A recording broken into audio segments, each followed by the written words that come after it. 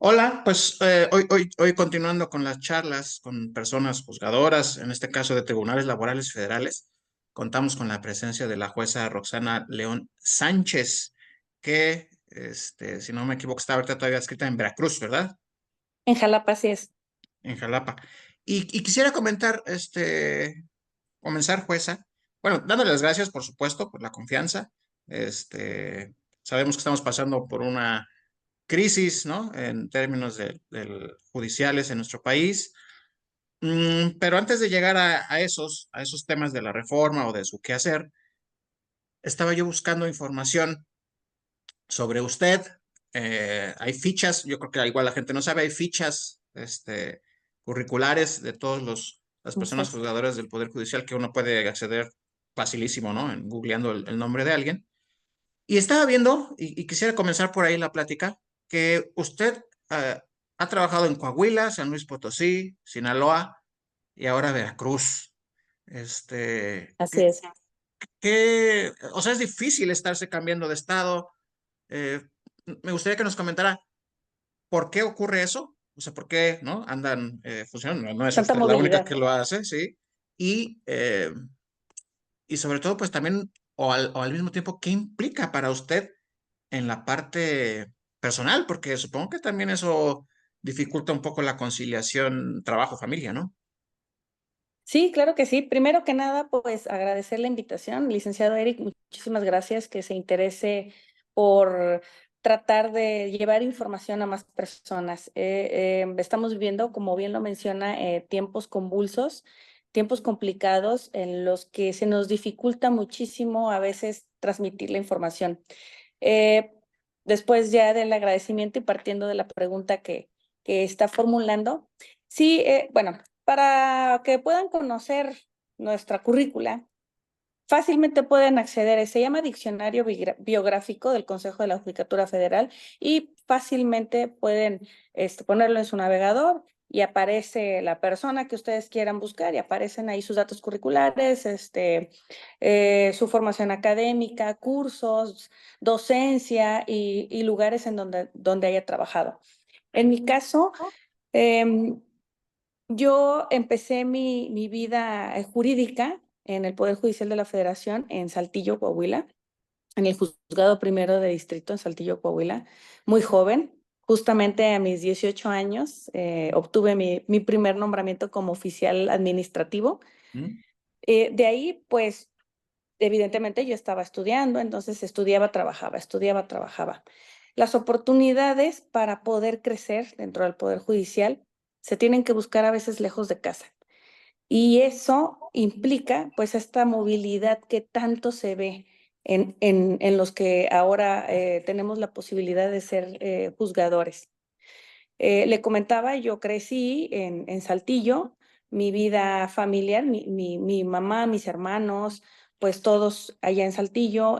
Yo empiezo con mis nombramientos, me dan mi base, termino mi carrera bastante complicado esos temas precisamente porque trabajar y estudiar no es fácil, y menos en el Poder Judicial Federal. Y bueno, cuando empieza uno a presentar sus exámenes para acreditarse como actuario, como secretario, pues tenemos que buscar oportunidades en otros lados. Y es así como cuando yo acredito mi examen de secretario, un titular que fue mi ex jefe hasta ahora que a mí me toca la posibilidad de salir vencedora en un concurso de jueza de distrito, eh, lo mandan como primera inscripción a Ciudad Valle, San Luis Potosí.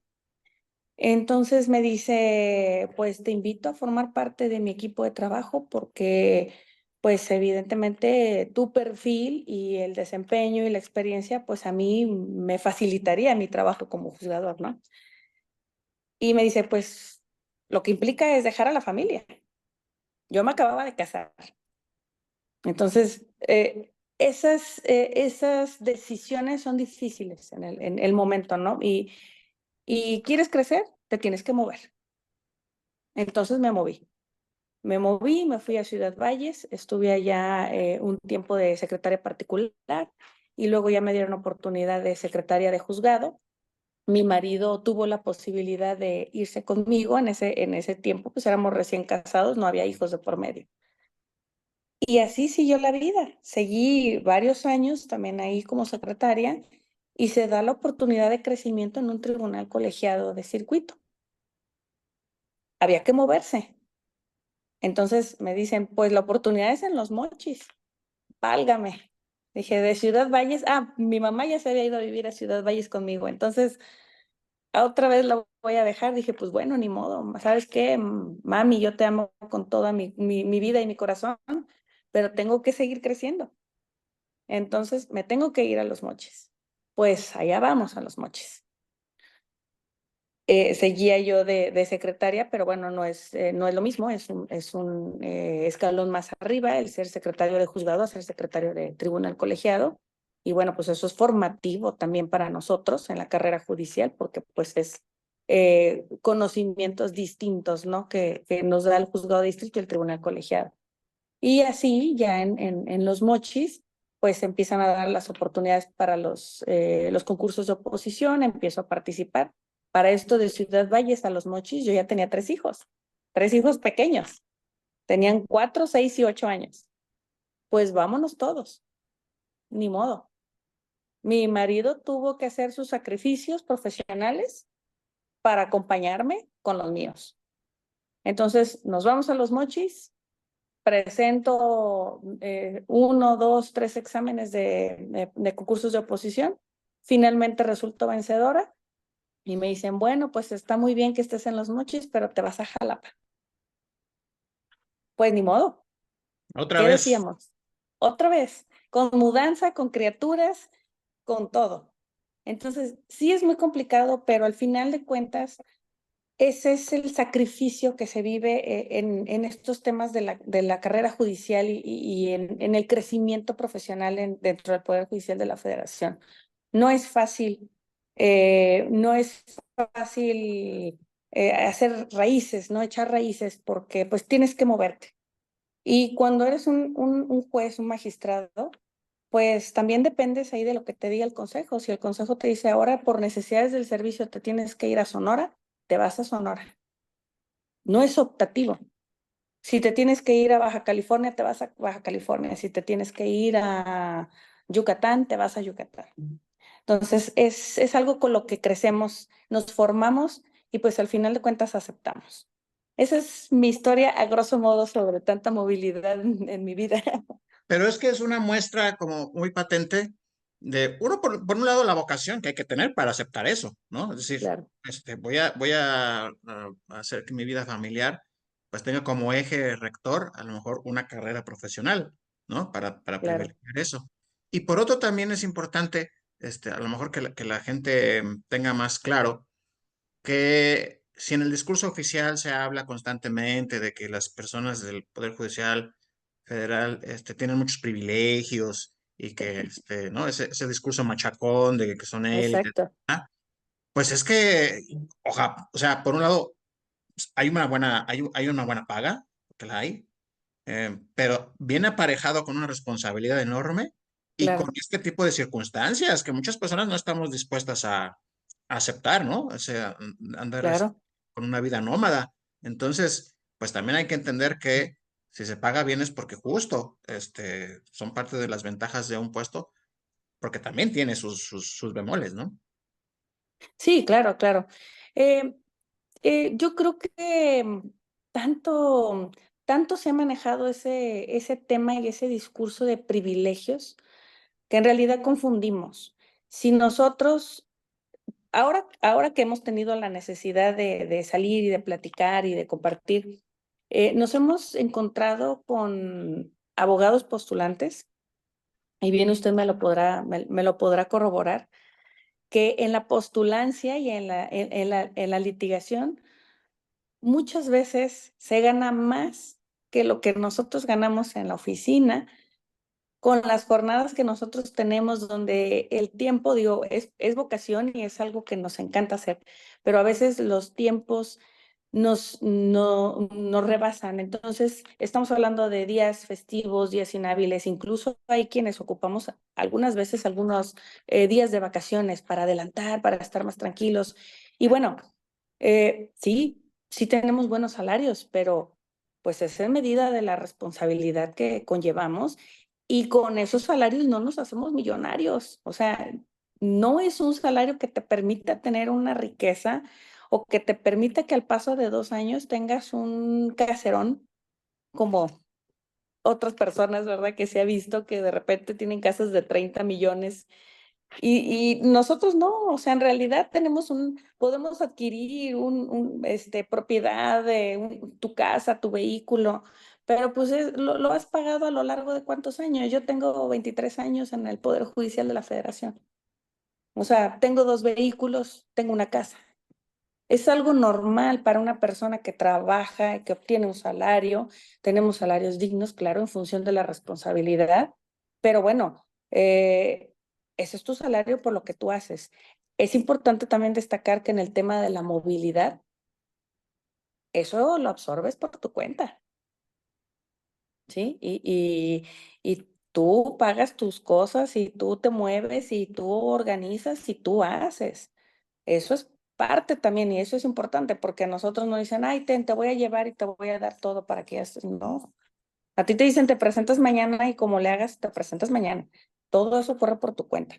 Entonces, más que un tema de privilegios, pues deberíamos de hacer un parteaguas y decir, no es un privilegio, es un salario digno para una responsabilidad tan grande como lo es decidir qué va a pasar con tu pensión, en el caso de nosotros que atendemos a cuestiones de laborales, decidir que si tienes un estado de invalidez o no, decidir si es factible que consideren como un despido injustificado o no, si vas a condenar al Instituto Mexicano del Seguro Social, si no lo vas a condenar a Pemex. Digo, todo eso se debe de medir en función de la responsabilidad.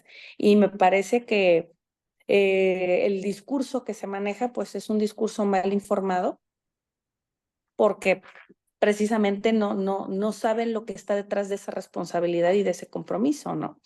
Sería importante también destacar en este aspecto que, pues, que no somos personas improvisadas, somos personas que tenemos ya un camino recorrido con una experiencia, para empezar con licenciatura, ¿sí? Con maestrías, con cursos, con especializaciones, etcétera. Entonces, es algo que va en función, es como un médico. Siempre ponemos el ejemplo del médico, creo que es algo que todos podemos entender muy fácilmente. No es lo mismo el médico general que el médico cardiólogo, que el médico cirujano o neurocirujano. ¿Por qué? Porque ha estudiado su licenciatura, pero aparte su especialidad y sus cursos, etcétera. Y en función de eso es que nos cobran. Si nos sometemos a una cirugía, no nos va a cobrar lo mismo el médico general que el médico especialista cardiólogo, ¿verdad? Entonces, ahí, o sea, quizá ese punto podamos nosotros entender que el salario digno no significa un privilegio. Al final de cuentas, el salario digno es con motivo de las funciones que desempeñas. Además, esa experiencia y esa capacitación constante, ¿no? Que además impulsa la propia institución, en el caso del Poder Judicial Federal, Claro, hace la diferencia. Es decir, y pasa igual con los litigantes, nos vamos especializando en algún área del exacto, derecho, ¿no? Y al final, pues quienes estamos como muy pegaditos a un tema, ¿no? Una rama, pues sabemos, ¿no? Los detalles, lo que hay que atender, exacto, o cosas puntuales que a lo mejor un colega, ¿no? Si me pongo a litigar con un penalista, pues seguramente me va a ir muy bien en un juicio laboral y voy a hacer el ridículo yo en un juicio penal, ¿no? Porque justo se requiere de esa especialización y de esa preparación constante, claro, tanto para hacer buenos planteamientos nosotros como ustedes para tomar buenas decisiones, exacto, expandir la protección de los derechos, ¿no? O en general, pues tomar una decisión que además tome en cuenta ya el enormísimo cúmulo de leyes, normativas y demás que existen, pues para proteger a la gente, ¿no? Que en el caso específico del derecho del trabajo, pues es su objetivo prioritario, ¿no? Es decir, Exactamente, enfocarse a la protección de la clase trabajadora. de la clase trabajadora, por supuesto. Y en ese sentido, y ya que ya ha empezado usted a enumerar algunas de las actividades que hace, me gustaría que nos explicara qué tipos en general de asuntos conoce usted, resuelve, emite sentencia. Entiendo que la mayoría son despidos, quizá, disputas contra el IMSS. Por favor, ¿nos podría contar un poco de su quehacer en ese sentido? Sí, claro que sí. Bueno, nosotros tenemos competencia, eh, de acuerdo con el artículo 123, apartado A, esto es, y competencia federal con instituciones como Comisión Federal de Electricidad, Instituto Mexicano del Seguro Social, Teléfonos de México, Petróleos Mexicanos, por decir algunos ejemplos que son los que más podemos conocer. Los asuntos son mm, distintos, todos, que quizá pudiéramos pensar, siempre viene uno de pensión, siempre viene uno de despido. Bueno, quizá la acción es la misma, pero todos tienen sus particularidades. Nosotros podemos conocer de un despido por parte del Instituto Mexicano del Seguro Social. Podemos conocer también sobre estados de invalidez o algún riesgo de trabajo que se quisiera fuera reconocido. ¿Me permite un segundo? Sí, sí. Gracias.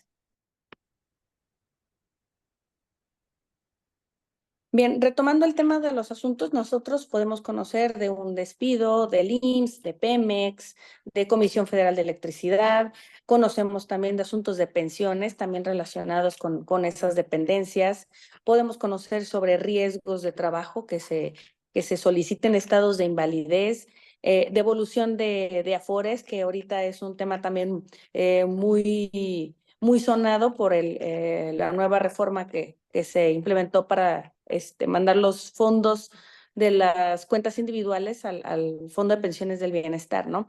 Entonces, todos esos asuntos los podemos, nosotros tenemos la competencia para analizarlos y evidentemente su resolución o el fin que vamos nosotros a decidir en esos asuntos siempre va a depender del cúmulo de pruebas que se aporten tanto por la parte actora como por la parte trabajadora.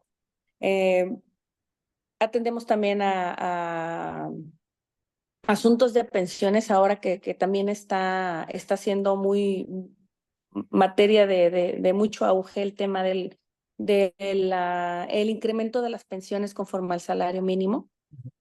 Esos asuntos también los conocemos nosotros. ¿Qué otro asunto? Pues conocemos también sobre, incluso sabemos nosotros que la materia federal, bueno, se circunscribe a algunas cuestiones específicas o muy concretas, pero por ejemplo, en tratándose de los riesgos de trabajo o estados de invalidez, hemos conocido también de asuntos donde los trabajadores no forman parte de esas dependencias que son del orden federal, pero por el simple y sencillo hecho de estar solicitando esa prestación al Instituto Mexicano del Seguro Social es que nosotros lo conocemos. Eso es importante también destacarlo. No sé, ¿alguna cuestión específica sobre alguno de los asuntos que le gustaría saber? Sí, claro. Nada más a puntualizar en ese sentido, o resumiendo, se enfocan o conocen de casos de personas generalmente en situación vulnerable, ¿no? Es decir, Exacto, que personas que han sufrido un riesgo de trabajo, que necesitan, ¿no?, incrementar su pensión o que tienen una pensión mal, cuantificada o que se les negó, personas que perdieron su chamba. O sea, el trabajo que hacen ustedes va dirigido justo a personas que están en un especial estado de necesidad, ¿no? Y de protección exacto, ante estas coyunturas, ¿no? De la vida. Entonces, exactamente. no es una cuestión aquí de privilegios, al contrario, es una labor que atiende un reclamo, pues, de la gente que no tiene de otra, ¿no? Muchas veces que para dónde hacerse. Sí, exactamente. Y más que nada son temas de seguridad social en las que a veces se pelea contra un monstruo. O Ujú. sea, es una persona trabajadora una persona pensionada, una persona de la tercera edad, incluso también un infante, una viuda, etcétera, que luchan o pretenden que se les reconozca un derecho respecto de entes, digamos, monstruosos, ¿sí? Como el Seguro Social, como Petróleos Mexicanos, esas empresas que podría decir uno, uy, no, pues es que, ¿cuándo le voy a ganar, no? Ujú. ¿Cuándo voy a poder yo obtener mi pensión si tienen todo el apoyo del gobierno, etcétera? No. O sea, aquí, como se ha dicho siempre, el juicio es la parte trabajadora, la parte demandada. A mí no me importa como juzgadora que la parte demandada sea un ente público.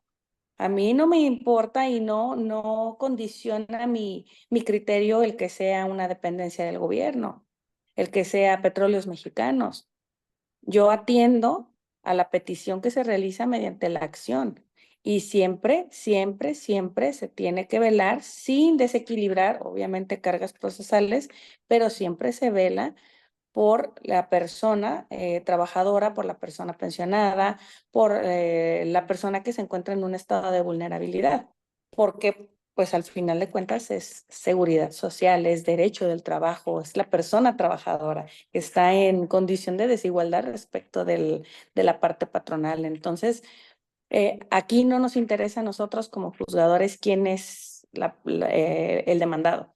No nos interesa quién sea, no nos interesa qué tanto peso tenga, que si es una organización, le repito, gubernamental o que si tiene mucho peso, que si son poderosos. No, aquí no, eso no funciona. Hemos emitido, creo que son más las condenas que hemos emitido que las absoluciones. Condenamos más porque así se prueba, claro, pero eso no nos dice a nosotros, ay, debes de tener miedo para dictar tu sentencia. No, nosotros tenemos total imparcialidad, independencia y autonomía para poder decidir. Entonces, siempre es importante saber que eso no influye en las determinaciones.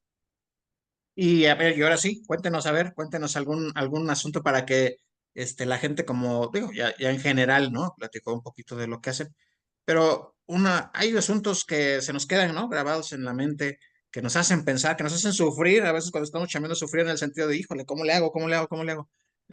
¿No? Nos retan, son un Claro, desafío, nos ponen a estudiar, etcétera, y son los que también nos empujan, pues, ¿no? A mejorar nuestro quehacer. Le pediría por favor que nos cuente ahí uno o dos asuntos de estos significativos que le hayan tocado, como para palpar de primera mano y con un ejemplo, pues lo que implica, ¿no? El valor de su labor. claro que sí. Hay un asunto, incluso también lo pueden googlear, si gustan, hay un resumen de esa sentencia. Es una sentencia, es un asunto que me gusta mucho porque se analizó, son tres trabajadores de la tercera edad, ya son personas, adultos mayores, que siempre trabajaron toda su vida en Petróleos Mexicanos. El gran error es haber sido siempre trabajadores transitorios. Entonces sucede que después de 30 y tantos años de su vida laboral, concluyen sin una planta, sin una pensión, sin seguridad social, sin nada. Presentan su acción para que se les reconozca todo ese tiempo que ellos trabajaron y sean acreedores a una pensión por parte de Petróleos Mexicanos. Es conocido, tienen ellos su contrato colectivo. Recordemos que Petróleos Mexicanos, primero que nada, se sustituyen las obligaciones del Instituto Mexicano del Seguro Social, esto es, absorbe todas las obligaciones de seguridad social, de salud, así como tratándose de pensiones. Tienen su contrato colectivo de trabajo, tienen sus reglamentos correspondientes, sus anexos al contrato de este colectivo. Esto es toda la normatividad que nosotros debemos estudiar para establecer la procedencia o no de una acción. Ahí es donde nosotros nos tenemos que ceñir. En el caso, hay una pequeña, un rengloncito, una palabrita, que establece que las pensiones única y exclusivamente se otorgan a trabajadores de planta. Entonces, ese asunto fue tan importante para mí porque el derecho lo tienen. Dije, una persona que ha trabajado toda su vida como un trabajador ordinario, igual que el otro, y que la única distinción entre ellos fue una palabra de transitorio y de planta, que nunca pudieron obtener una planta, ¿eso es suficiente para que no pueda obtener una pensión? ¿Eso es suficiente para que no pueda gozar de la seguridad social? Cuando que Petróleos Mexicanos en ningún momento le otorgó le otorga esa garantía o ese derecho solamente por ser transitorio. Y si se está homologando, pensaba yo, si se está homologando o está absorbiendo las facultades y todas las obligaciones de Instituto Mexicano del Seguro Social, pues yo no encuentro una disposición en la ley del Seguro Social que diga que las pensiones nada más son para cierto tipo de trabajadores. Entonces pensaba, bueno, ¿por qué no va a tener derecho? ¿Por qué no va a tener derecho? Vamos a ver, hay algo aquí, debemos de, o sea, esto es un mismo trabajador, o sea, los mismos derechos tiene el de planta como el transitorio. Y bueno, después de un arduo estudio, las pruebas que aportaron, donde efectivamente pues acreditaron su acción, ¿verdad? Porque pues tampoco por el buen corazón pues no se van a estar concediendo sentencias, ¿verdad? Pero todos los elementos que se dieron nos daban para el acreditamiento de la acción. ¿Y qué se hizo ahí? Se hizo un estudio de convencionalidad, un control de convencionalidad sobre esa cláusula, porque no es posible que haya una distinción que no esté justificada y que le quite toda posibilidad de obtener seguridad social.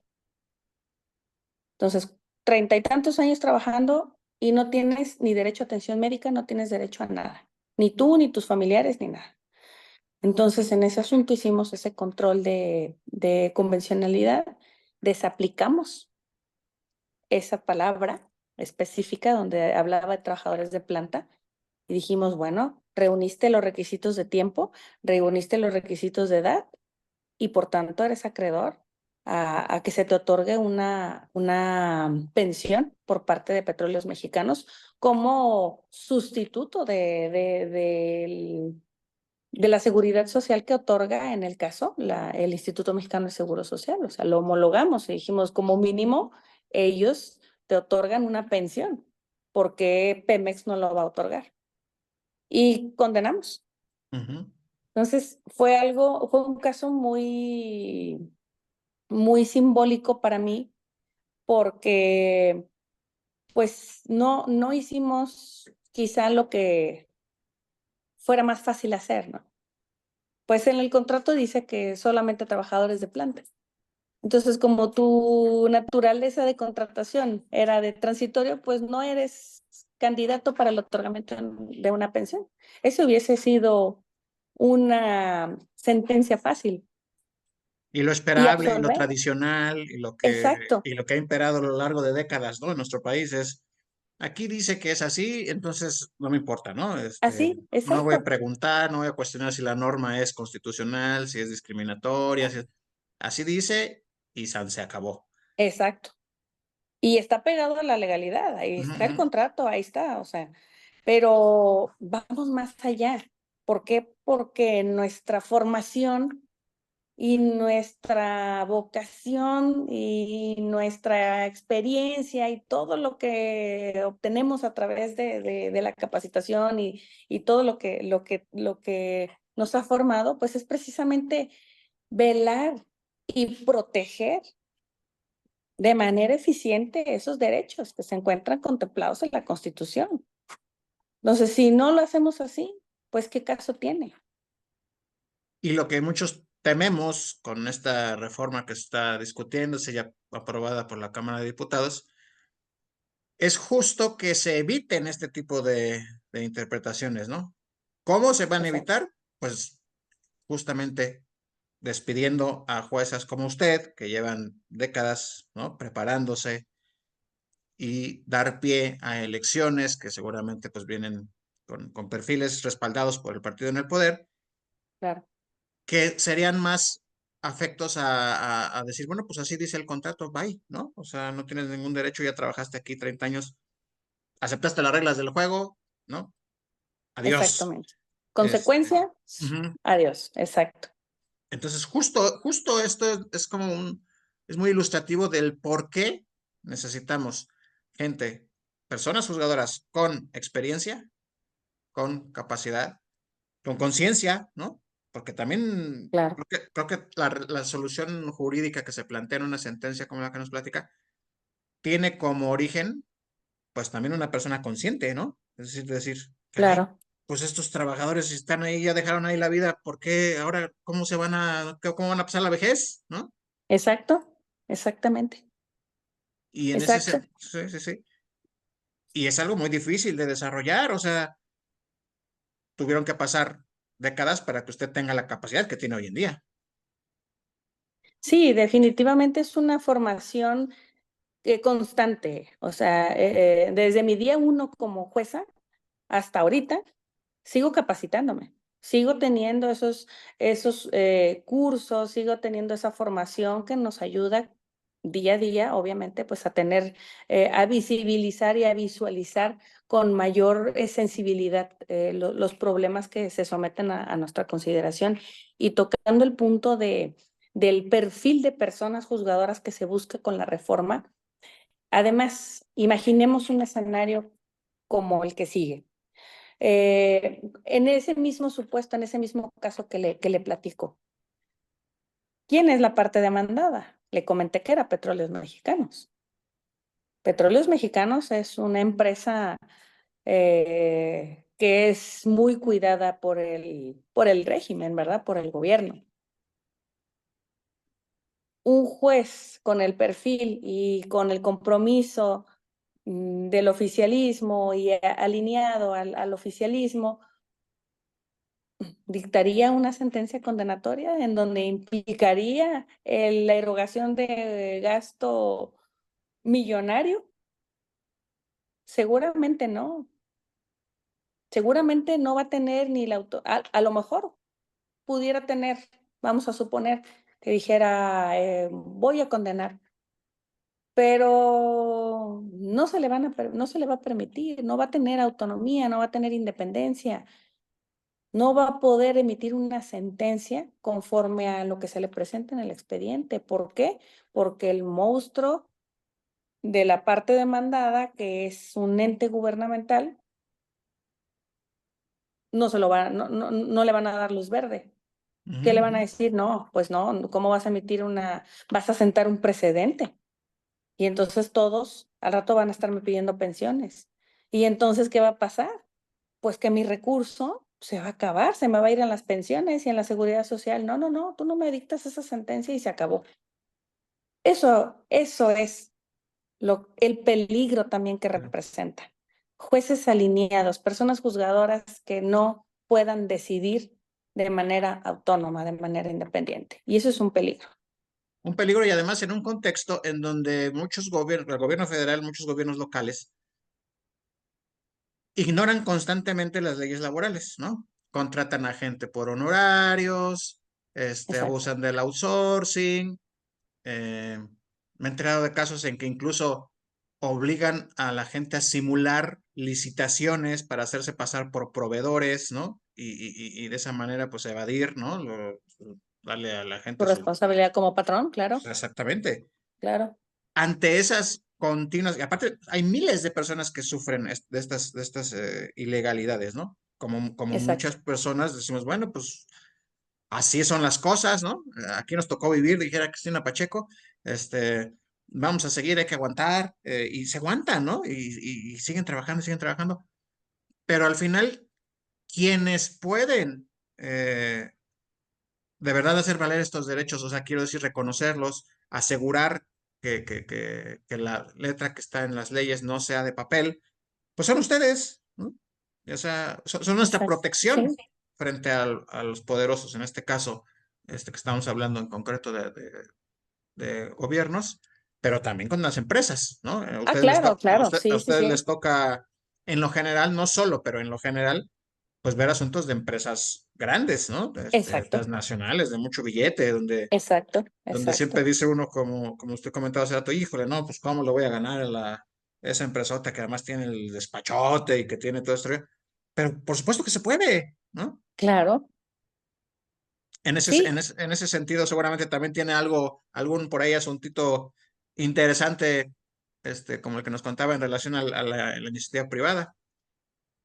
Sí, y fíjese que también sería muy bueno aquí puntualizar porque también el discurso de odio que se ha generado lleva, no, es que el Poder Judicial de la Federación protege a las élites, Ujú, protege a los empresarios, protege a las grandes familias, a los herederos.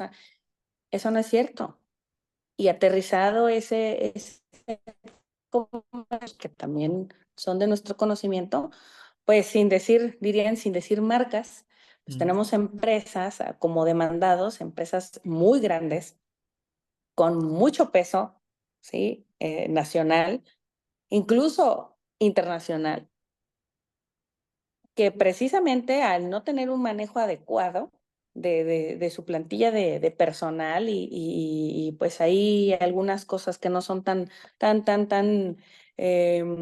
apegadas a la legalidad, bueno, pues se genera ahí una situación de simulación, de contrataciones, etcétera. En el caso específico, pues bueno, los outsourcing que ya sabemos que están bien definidos en la Ley Federal del Trabajo, que está totalmente prohibido, que tiene sus especificaciones muy concretas para que se pueda actualizar.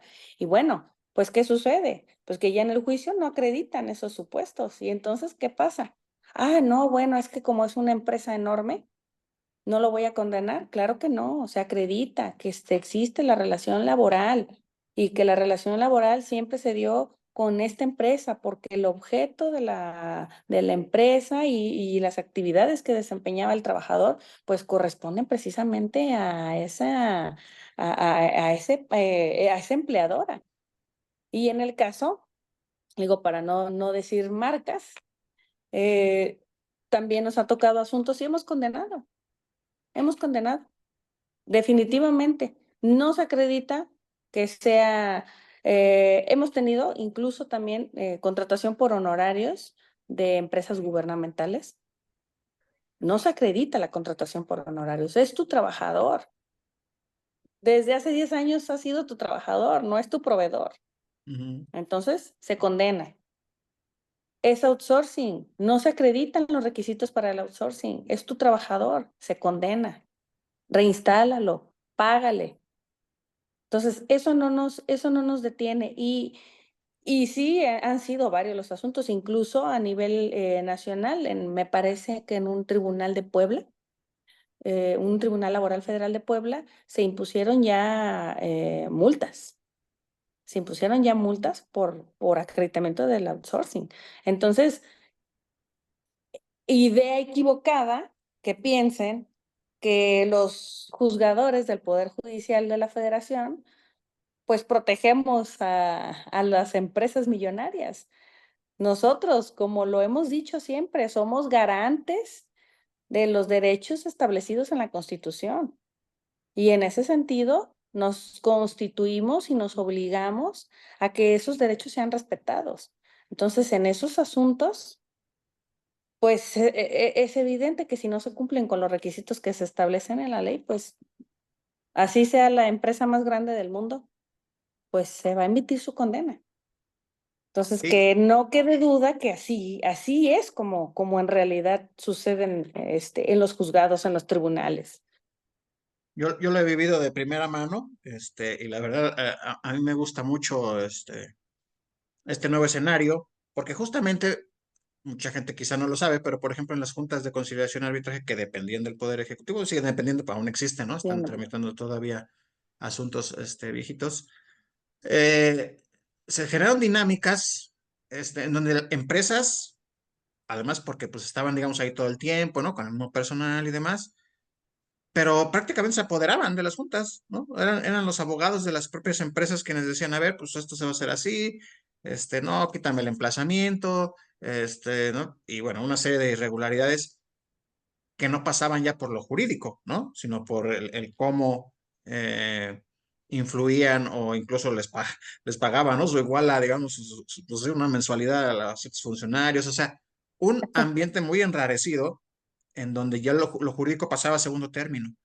Y ahora, en los tribunales laborales federales, en algunos locales también que me ha tocado, eh, esta dinámica cambió, ¿no? O sea, con este nuevo modelo.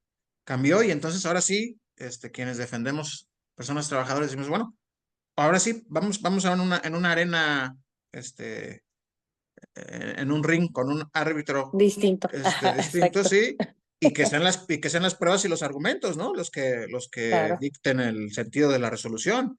Y ahí claro, sí, pues ahí sí es un escenario mucho más, eh, en donde es más probable, pues justamente captar, ¿no? Las ilegalidades, o decir, bueno, pues es que esta claro, práctica de outsourcing no vuela, no puede volar, o sea, sigues queriendo, pisotear la ley, ¿no?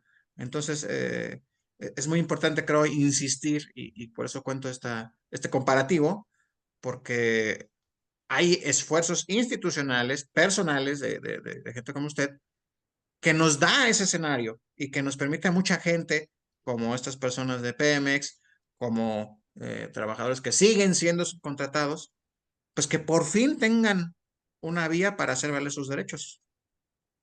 claro.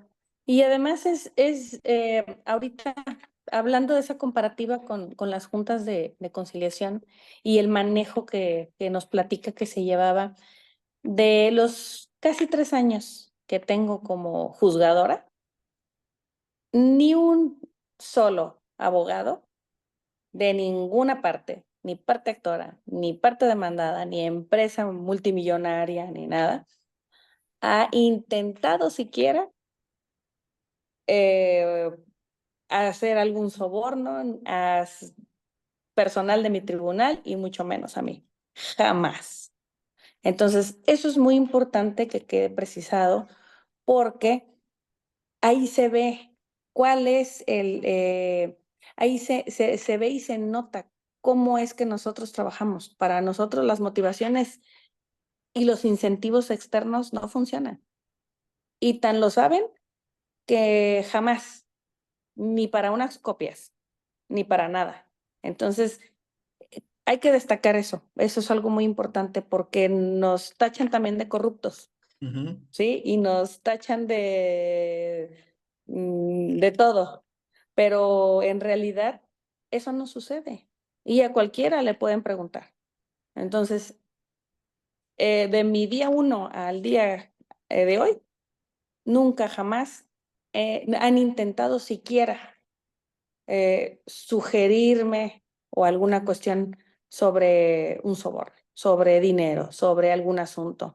Nada, jamás. Entonces, para que se den cuenta cómo es que nosotros nos conducimos y para que se den cuenta, digo, hablo en lo personal, que jamás en la vida he recibido un peso y que jamás en la vida lo haré.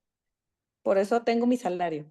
Ujú. Entonces, que quede claro que yo no soy corrupta y sin meter las manos al fuego por nadie más, creo que los más de 1,600 juzgadores estamos en la misma situación. Entonces, es importante que lo sepan.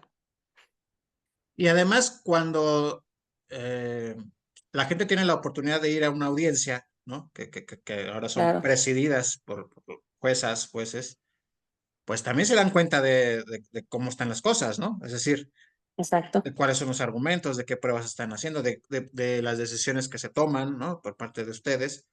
Y ese es un escenario que antes no teníamos, ¿no? Y que ahora permite, pues, que los ciudadanos podamos verlos, ¿no? En plena acción, digamos, en pleno uso exacto. de sus facultades y decir, a ver, y darnos nuestros cocos a veces a los litigantes, ¿no? Cuando nos queremos pasar de vivos, conducir las audiencias de una manera que antes no veíamos. Y eso creo que acerca mucho a la justicia a las personas que han tenido la oportunidad, ¿no? O a veces, pues, una mala oportunidad, porque generalmente viene de un problema, pero quienes deciden Claro. tratar de hacer valer sus derechos ahí dicen, caray, no imaginé que así fuera, ¿no? Sí, eso es algo que nos ha dado mucha satisfacción.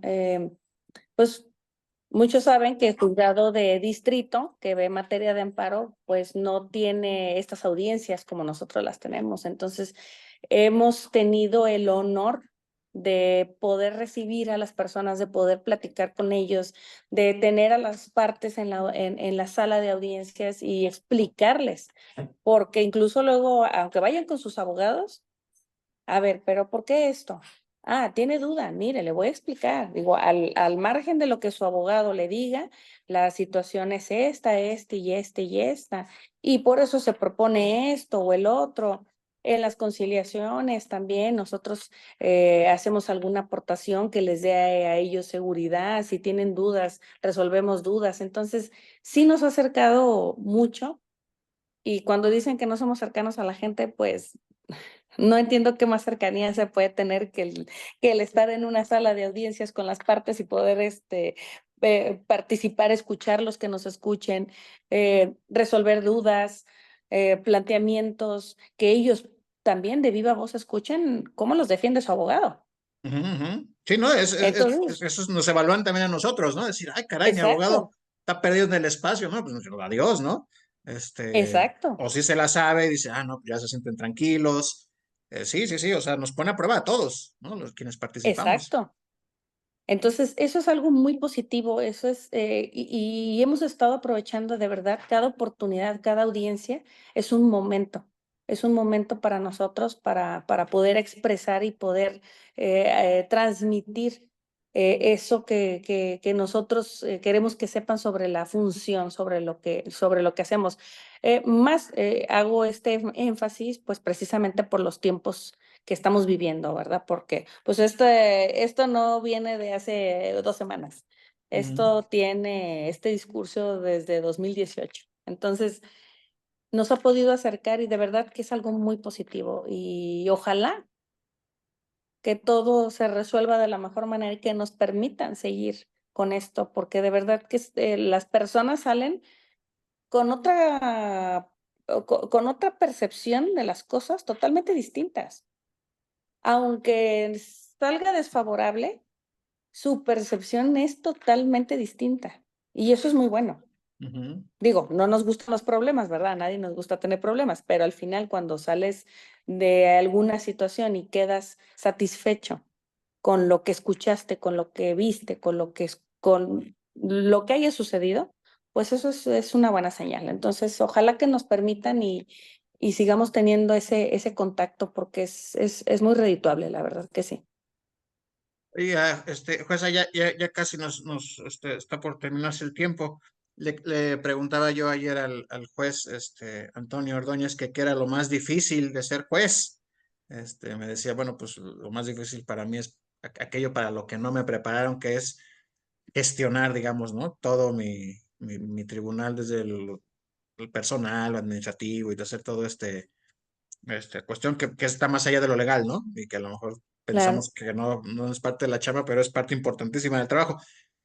En su caso, ¿qué es lo más difícil de ser jueza? En mi caso, comparto las razones y la respuesta de mi querido compañero y amigo Antonio, porque manejar personal es complicado. Los temas administrativos son complicados y no nada más tenemos que centrarnos nosotros en lo jurídico, porque nosotros cada medio año tenemos revisiones por parte del consejo. Entonces, tenemos que preparar esa información administrativa adicional a todo lo jurídico que nosotros vemos. Eso es complicado porque te distrae, porque necesitas poner atención, porque necesitas organizar gente, porque toda la información que tú tienes que rendir debe ser información obtenida de los expedientes, todo correcto, puntual, de pies a cabeza. Y eso desgasta y quita mucho tiempo. Entonces, lo más difícil es poder equilibrar esos tiempos para seguir estudiando los asuntos como los estudiamos, de pies a cabeza, y cumplir con lo administrativo, ¿sí? Otra cosa también que para mí ha sido difícil como juzgadora es en el plano digamos, del trato, eh, del trato con las personas. En primer punto, a lo mejor las primeras audiencias fueron muy difíciles para mí, porque no nos enseñan a hablar en público, ¿sí? Porque es un reto. Es un reto el estar ahí y cuando te hacen un planteamiento, contestarlo de manera inmediata, saber qué es lo que vas a contestar, fundar y motivar tus decisiones. Entonces, el reto de la oralidad, para mí como juzgadora, ha sido, inicialmente fue una de las cosas que más se me complicaron. Al paso del tiempo, como todo, la experiencia, el estudio, fundamentalmente el estudio de los asuntos, pues nos van llevando, ¿no? De la mano. He tenido también la ventaja de que las personas que han acudido a la sala, pues son personas bastante tranquilas, respetuosas. Entonces hemos podido avanzar todos, porque no podemos decir que ay, llegamos y ya sabemos todo de pies a cabeza, ¿no? Más que nada en el tema de la oralidad, que no es fácil conducir una audiencia, no es sencillo. Entonces, pues creo que este sistema también, aunque ya se llevaba la oralidad, pues no sé qué tanto se llevaba la oralidad en las juntas, pero es una oralidad totalmente distinta aquí. Entonces Sí, no, aquí la llegas a otra una era una sala. vacilada, ¿no? De realidad, nomás dictarle a la mecanógrafa. O sea, digo, lo preveía la ley, pero ya a la hora de aplicarlo era una caricatura, ¿no? En relación a lo que tenemos hoy, en donde Hoy, justamente es como de, pues o nos preparamos, ¿no? No nos puede uno ir a andar improvisando nada exacto, más y a ver qué se me ocurre y corriendo, ¿no? De un lado a otro, ¿no? Es, a ver, te quedas aquí, dedicas la mañana a la audiencia, te concentras todo lo que puedes, ¿no? Y enfocarse, pues, en hacer el trabajo. exacto. Entonces yo creo que esos dos aspectos fueron las cuestiones o los retos más complicados en mis inicios como juzgadora. Eso es, pues sí, lo más destacable para mí, mis retos. Y creo que por ahí, creo que en Chile, no me acuerdo en qué otro país, justo por este problema primero, esta primera dificultad que comenta de la administración, junto con el juez Ordóñez, creo que tenían un funcionario o algo que se encarga justo de todo eso, ¿no? No estoy seguro en qué país, pero justo era como que los jueces se dediquen nada más a la labor judicial y alguien más para, pues, todo este cuestión administrativa, recursos Administrativa. humanos y demás, y por ahí podría ser una propuesta, ¿no? De decir, bueno, si hay que estar reformando o tratando de mejorar nuestro sistema de justicia, a lo mejor por ahí hay una opción, ¿no? Decir, oye, no necesitamos que Exacto. cambies a todos, necesitamos que sueltes, que liberes a los juzgadores de esa función que a lo mejor los está distrayendo demasiado de su labor principal. Exactamente. Sí, pues sabemos que el Poder Judicial de la Federación es perfectible. O sea, tenemos todos áreas de oportunidad y hay muchas cosas que se pueden mejorar. Ese es uno de los aspectos fundamentales que nosotros como juzgadores eh, podríamos proponer, porque en realidad, como bien lo menciona, es un desgaste y es un periodo de tiempo que nos desenfoca o nos distrae de esa actividad jurisdiccional. Sí, se pueden generar esas propuestas, como algunas otras más que pueden ayudar. Por ejemplo, los asesores jurídicos, más asesores jurídicos, uno para cada tribunal. Eh, tenemos un asesor aquí en Jalapa para 4 tribunales. Entonces, a veces, pues eso sí puede pesar, ¿no? Eso sí puede pesar, pero hay muchas áreas de oportunidad. Pero pues lo que funciona, debemos de mejorarlo, Sí, claro.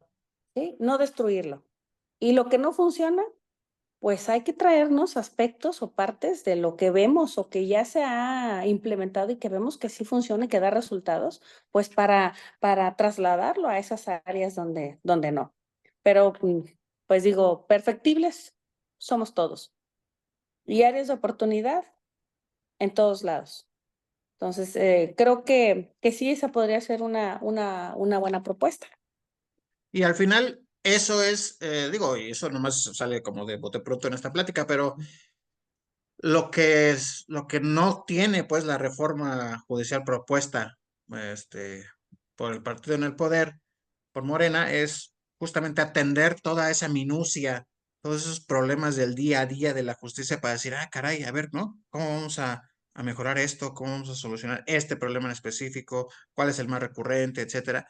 Y parece, pues, eh, que como por arte de magia, ¿no? Cambiando todos los titulares, pues esto va a mejorar y no es así, ¿no? Lo más probable es de que si esa reforma, se hace realidad, pues más bien que perdamos los avances, que sí los hay y que son muy notorios en la justicia laboral, como nos lo ha platicado, ¿no? Sí, exactamente. A lo mejor se va a escuchar muy repetitivo de parte de todos los que hemos tenido algún espacio y la oportunidad de hacer algún comentario respecto de la reforma. Perdón. Esta reforma no atiende absolutamente a nada sobre el mejoramiento de la justicia. Se tuvieron algunos acercamientos, en algún punto, alguna plática con legisladores de aquí del estado, y no tienen ni idea, pero ni por asomo, de lo que se hace en el Poder Judicial de la Federación. Y si no tienen una idea, mucho menos pueden generar propuestas para hacer cambios a algo que no conocen. Bien sabemos que esta reforma es un retroceso. Esta reforma no es para el mejoramiento de la justicia. Trae la bandera del legítimo, del legítimo, ay, se me fue la palabra, eh, el legítimo clamor de las personas por justicia. Claro, es legítimo, o sea, ese sentimiento de querer justicia, ese enojo de querer justicia porque no lo tienen, es válido, ¿sí? Y la reforma lo agarra. O sea, la propuesta de los legisladores de Morena es agarrar ese sentimiento de las personas de obtener justicia, pero está mal encaminado, ¿sí? Porque ya sabemos todos que el primer acercamiento que se tiene con la justicia son las policías y las fiscalías. Y a las fiscalías y a las policías no se les toca. Entonces, veamos que en realidad esa reforma no tiene nada de reforma para mejorar la justicia. Y tampoco va a acabar con la corrupción. Porque la corrupción no podemos ser 1,600 juzgadores, ¿sí? Ya hasta nos hacen responsables de la inseguridad y de la impunidad en el país. Incluso hasta dijeron que el Poder Judicial Federal era culpable de la guerra de Calderón. O sea, Dios. ¿Y todo esto por qué? Porque carece de sustento, porque carece de análisis, porque en realidad no estudiaron los aspectos que sí se pueden mejorar. Y no solo del Poder Judicial de la Federación, sino de los poderes judiciales locales, de las fiscalías, de la colegiación de abogados, de las asesorías jurídicas, de las defensorías públicas, Las de los escuelas de derecho. exactamente. O sea, si de verdad se quisiera un mejoramiento para obtener justicia, pues se hubiera hecho un análisis pormenorizado e integral. Pero como no tiene ese análisis, como no tiene sustento ni fundamento, pues se agarran de donde pueden, ¿sí? Utilizan ese dolor legítimo de las personas que no han tenido justicia